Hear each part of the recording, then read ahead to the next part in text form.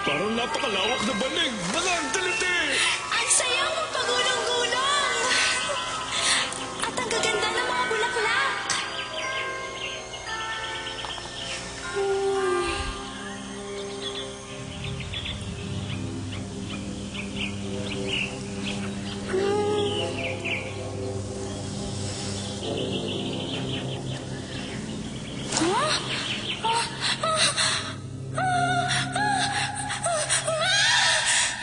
Cinderella?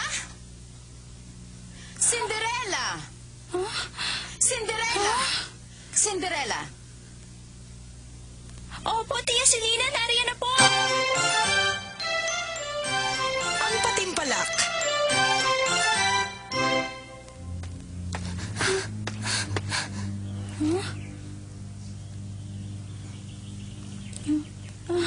Magandang araw po sa inyo, Tia Selena. Bakit ngayon ka lang, Cinderella? Nalalaman mo ba kung anong oras na? Hindi ba't sinabi ko sa'yo kahapon na gumising ka ng maaga dahil ngayon ang araw ng patimpalak? Kailangan mong tulungan sina Katrina at Jane pero napili mo pang matulog. Patatawarin kita ngayon. Sige, kilos na. Napakatamad mo. Hindi na po mauulit, Tia Selena. Kawawang bata. Pinagmamalupitan siya ng kanyang tiya. Masakit ang mga tinatanggap niyang salita sa kaunting pagkakamali. Hindi naman talaga sila dapat paglingkuran ni Cinderella. Mabuti na lang at mabait ang bata.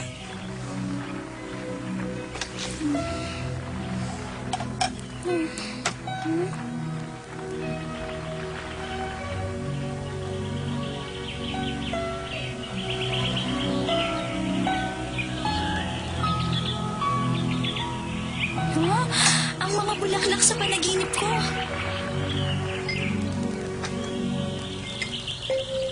Sige, kumain kayo na kumain.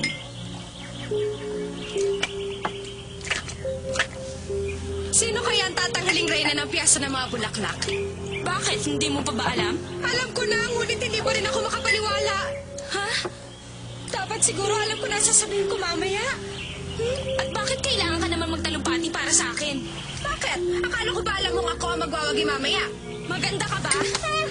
Huwag na kayong magbangayan. Pareho kayo maganda, ngunit isa lang ang maaaring magwagi. May tiwala naman ako sa inyo. Hindi nila kayo malalamangan kahit sako pa ang isuot nyo. Ang mahalaga, isa sa amin ang magwawagi.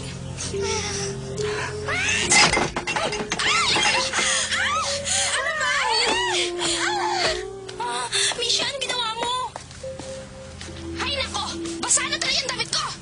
Paano na to? Hindi na to matutuyo hanggang mamaya. Naku, paumanhin. Bakit mo kasi inilagay ang mga ito rito? Bakit po ninyo tinapon, Tia? Hindi yun ang uri ng bulaklak na nararapat para sa hapagkainan. Kung sa bagay, hindi na natin kailangan ng bulaklak dito. Sapat na ang kagandahan ng mga anak ko para lumiwanag ang anuman silid. At nakakayang itabi sila sa isang tulad mo, Cinderella. Sige na mga anak, umakyat na kayo at magpalit ng damit. Ngunit matatagalan pa kami. Magpapahuli na lang ako kaysa lumabas ng ganitong ayos ko. Sige na nga. Huwag kayo mag-alala mga anak. Mas mabuti na rin ang mahuli tayo para mapansin ng lahat ang ating pagdating. Magbibihis na po ako. Oh, gusto sana kitang isama sa patimpalak para maging yaya ni na Katrina at Jane. Ngunit dahil sa kasalanan mo ito, nagbago ng isip ko. Si Misha po ang nakatabig sa florera. Ngunit ikaw ang naglagay ng mga bulaklak. Basta laban mo na ang mga damit at maganda ng pagkain pagbalik namin. Ngunit... Sasalungat ka na naman ba sa akin? Kung ganon, maliwanag na ba? Opo. Ikaw talagang bata ka, pati ba naman po sa pagbibintangan mo pa? Misha! Misha! Nanaginip kang lumipad ka sa isang parang ng bulaklak. Oo, at sa sobrang ganda, hindi ko na alam ang tamang salita para ilarawan yon. Ngunit biglang nagkaroon ng mga ahas. Natakot-takot nagising. Sayang, maganda na sana. Hindi, Cinderella. Maganda yun. Hintayin mo. Saswertihin ka. Ano ba sinasabi mo, Bingo? Naiibang ka na ba? Anong swerte? Anong naiibang? Abang-siti. Tinuruan yata ako ng lola kong bigyan kahulugan ng mga panaginip. Swerte daw ang ibig sabihin kapag nanaginip ka ng isang parang ng bulaklak. Oo nga, naalala ko na. Ang kwento ni Ina, bago raw ako pinanganak, sumanggo niya raw siya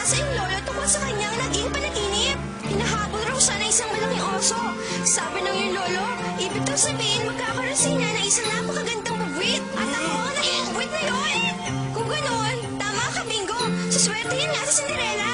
Nasabi ko rin ba nagkakamali si Lolo? Anong ibig mo sabihin? Kahit wala. Pinalalabas mo bang pangit ako? Sabi mo yan. Pumunta ka! Ay nako, nagtalo na naman ang dalawa. Sandali, Cinderella. Kung totoo ang sinasabi ni Bingo tungkol sa iyong panaginip, hindi kaya dapat pumunta ka sa piyesta? Malay mo, naroon ang swerte mo. Gusto ko sana, pero sabi ni Tia, maiwan na lang ako. Natatakot kasi siyang mapapansin ka. Tama si Pachi! Pumunta ka! Sige na, Cinderella. At huwag ka mag-alala. Kaming lahat ang bahala sa mga gawaing bahay mo. Hindi mo dapat ito palampasin nandun ang magandang kapalaran mo. Kung sa bagay, sige na nga. Sabik na nga akong malaman kung sinong tatanghaling reyna ng piyesta ng mga bulaklak. Kung ganun, magmadali ka na. Naikandado ko na. Cinderella, Bakit? etong babaon namin. Isang magandang korona para sa isang magandang dilag. Bagay na bagay sa'yo.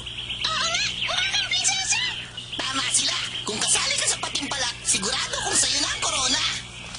Salamat sa pambobola, Bingo. Ngunit sapat na sa akin ang mapanood sina Katrina at Jane. Ang mahalaga, hindi nila ako dapat mahuling pumunta roon.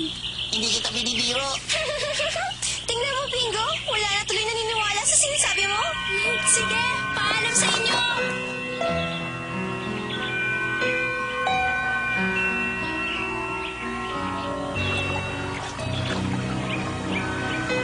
Huh?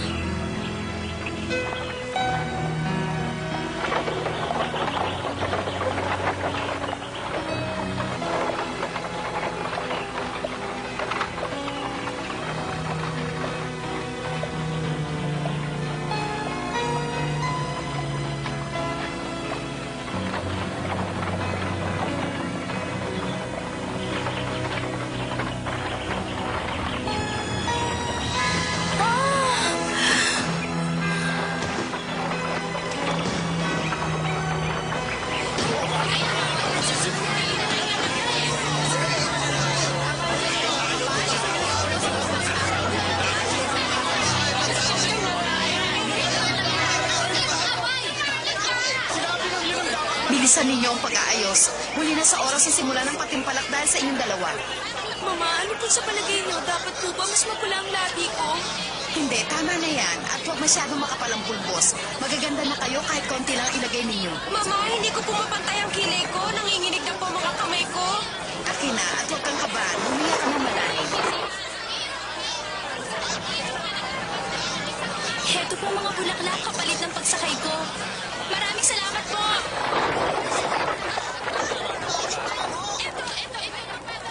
Huh?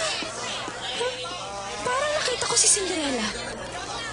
Paano nangyari yon samantalang nasa bahay siya? Tulig-ulig ko lang yata. Mama! Katrina, hintayin niyo ako! Muntik na ako makita.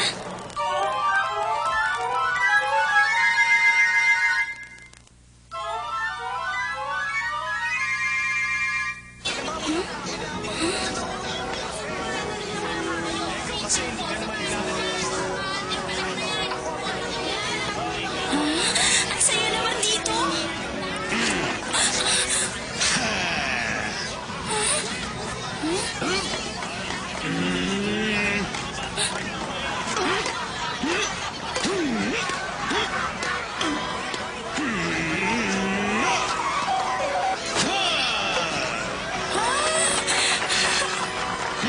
Ito naman ang para sa'yo. Totoo po, Ginoo? Ang ganda po. Dagdagan pa natin. Salamat po. Mga kaibigan, makinig po kayo lahat. Malapit na pong magsimula ang timpalak upang malaman kung sino ang tatanghaling reyna ng ating kasiyahan. Suportahan po natin ang mga kalahok.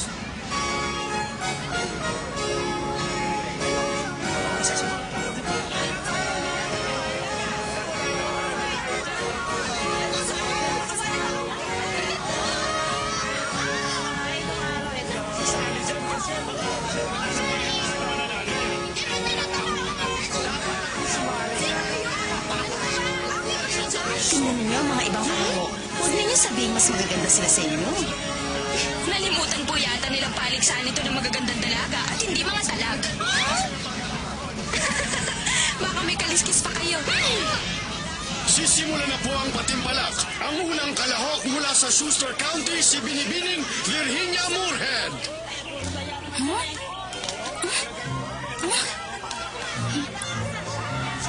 Naku, ang gaganda nila. Sino kaya sa kanilang tatakaling reyna? Hindi ako makapili.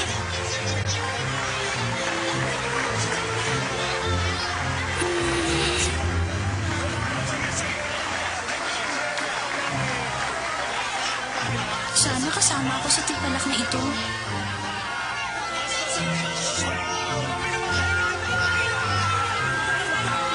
Narito po kaya ang hari? Oo, ngunit sinasabing dumadalo siya sa mga ganitong kasiyahan nang nakabalat kayo. Hindi niyo gusto malaman ng lahat na naghahanap siya ng magiging manugang. Narito po siya? Paano na? Saan ako haharap? Ang susunod na kalahok, Binibining Katrina Biel. Ikaw na, abutin mo. Manood po kayo, Mama.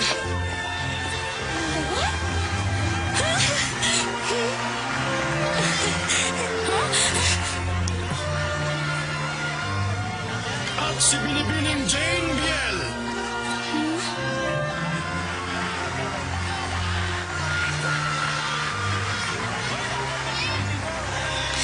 Sana makikinig sa kanila.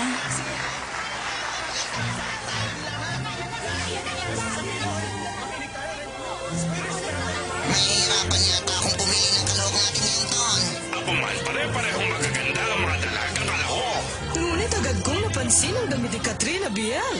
Mga kaibigang hurado, hindi ito pagandahan ng damit at sapatos. Kailangan nating tingnan ang kanilang tindig.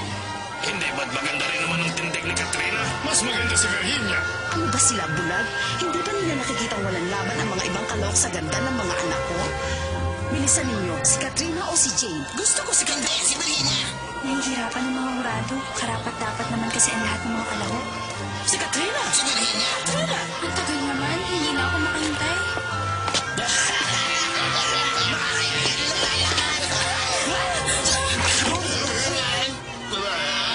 Paumanhin po!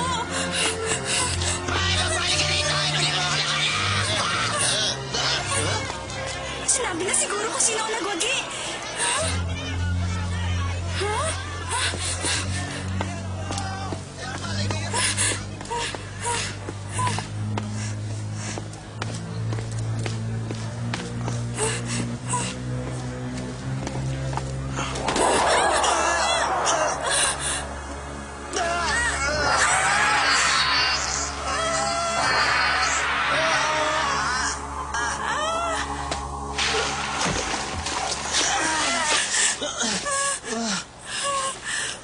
Paumanhin!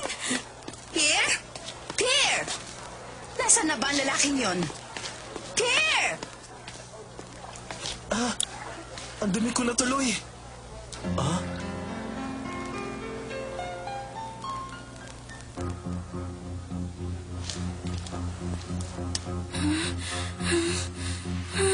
Kailangan maunahan ko na sila Tia. Nariya ka lang pala. Sandali! Bumalik ka! Marahil galit siya sa akin dahil labang buko sa kanina. Humingi naman ako ng paumanhin. Bini-bini! Sandali lang! Huwag kang tumakbo!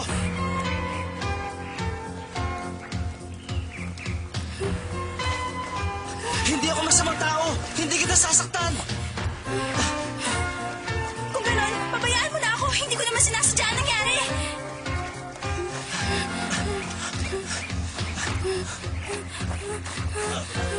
Sandali lang! Bitiwan mo ako. Hindi mo ba narinig ang sinabi ko kanina? Paumanhin, ngunit nagmamadali ako. Hindi ba sa'yo ang mga ito? Huwag mo sabihin hinabol mo lang ako dahil sa mga bulaklak na yan. At saka ito? Ang susi nito. Nahulog mo yata. Oo nga. Kung ganun sa'yo nga ito. Ayan. Bakit hindi mo sinabi sa akin? Tumakbo pa tayo. Napagod ka lang. Hiningal kasi ko. Ngayon lang ako nagabol sa isang babae. Ang bilis mo palang tumakbo. Ipagpaumanhin mo naging asal ko kanina. Hindi ko man lamang tinanong kung nasaktan ka kanina. Walang anuman yun. Humihingi rin ako ng paumanhin kung natakot ka man sa akin. Hindi man lang ako nagpasalamat.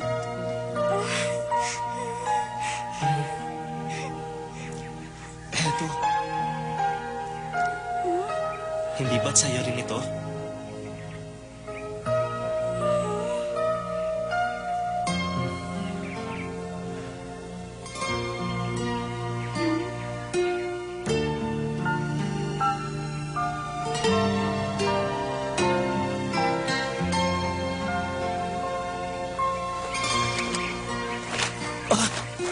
Sandali! Anong pangalan mo?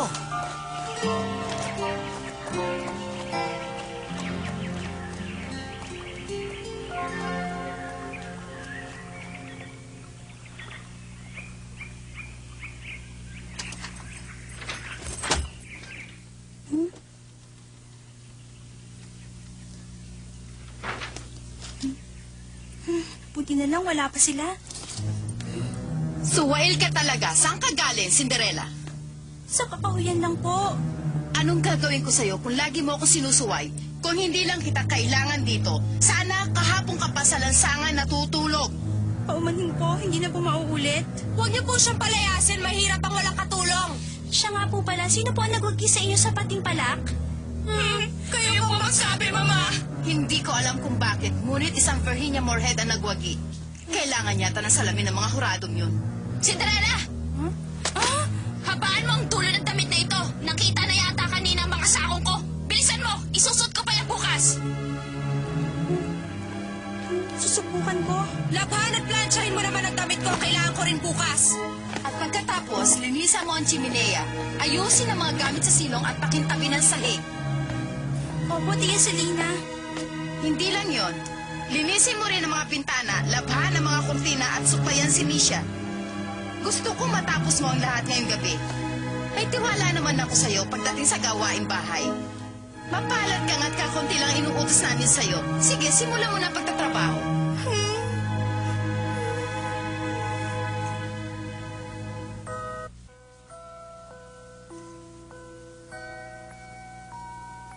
Pagod ka na siguro. Mainit ang ulo nila dahil hindi sila nanalo. Kasalanan namin. Kung pinigil lang sana namin sila sa daan kanina. Nako, huwag kayong humingi ng paumanhin sa akin. Oo nga pala. May kaunting keso ako para sa inyo. Talaga? Pahingi! Salamat! Salamat! Ang sarap! Mabutit na ibigan ninyo. Cinderella, maaari mo ba ikwento sa amin ang nangyari kanina? Nalaman kong hindi pala totoo ang hula ni Bingo sa akin. Nakita mo? Kaya huwag tayong maniniwala sa mga hula ni Bingo. At hinawal ako ng isang binata upang ibigay ang susing ito. Isang binata? Oo.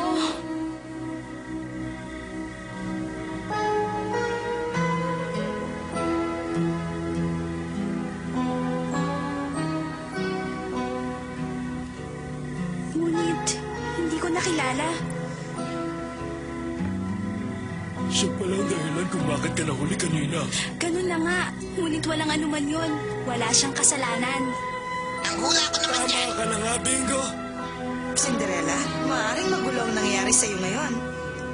Ngunit yun ang swerte sinabi ni Bingo.